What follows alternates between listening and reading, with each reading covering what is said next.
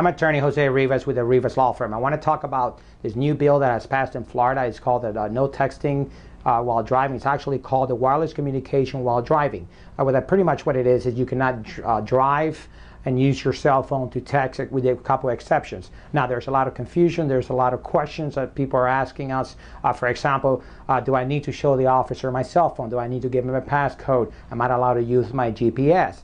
What are the exceptions? What are the dates? Well, basically, here's what happens is from July the 1st, 2019 here in Florida until the end of the year, the officers are going to be issuing warnings that they can pull you over. They'll give you a warning, okay? And you can accumulate as many warnings, but those warnings are only going to be until December 31st. The law goes into effect January the 1st of 2020. Now, the exception to that is that starting on October the 1st, okay, there will be no warnings for driving and texting in construction zones and also in school zones. Therefore, after October the 1st, there is no warnings. Therefore, you will receive a citation. Now, the first citation is a $30 fine, some possibly court costs or clerk's costs as well too.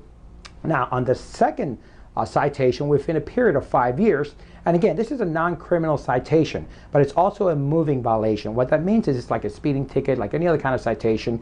What a moving violation means is that you will receive 3 points on your driver's license, okay, on your second citation and a $60 fine.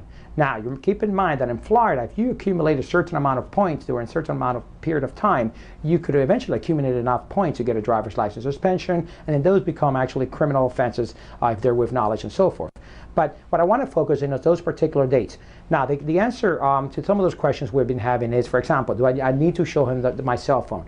The answer is no. You do not need to give the officer your phone. You do not need to prove that you weren't texting driving. You do not need to give him a passcode. That is your property. It's protected by the Constitution. Therefore, the officer cannot say, hey, let me see your phone. Now, you can show him your phone if you wish, but he must acquire what we call consent. Consent must be voluntarily and it must be very clear. Voluntarily means no coercion. He cannot coerce you. He cannot intimidate you. Hey, if you don't give me the phone, I'm going to take you to jail. I'm going to give you a citation. So you can show him the phone if you like, but voluntarily. And the consent needs to be very clear, meaning that you're knowledgeable and understanding of the rights that you're giving up. So you do have rights. Now, once you're pulled over, he's going to ask you a question. And it's a question that some people might shock some people. They're going to ask you where you're from, what race are you, and your ethnicity. Now, do not get offended if the officer asks you. By law, and according to this bill, he must ask you, if he gives you a citation, what's your race and what's your ethnicity.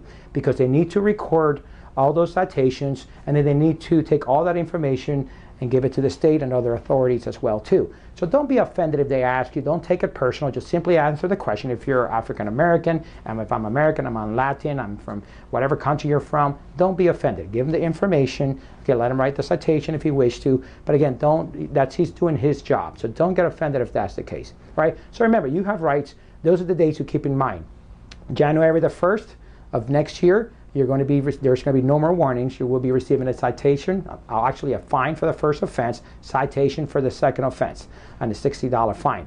Now, starting October the 1st, keep in mind that if you're driving through a school zone or a construction zone, you will receive a citation, and it's not going to be any warnings. Okay? If you have any further questions, you can reach us at abogadorivas.com or also the OrlandoCriminalDefense.com. You can call us at our office at 407-644-2466.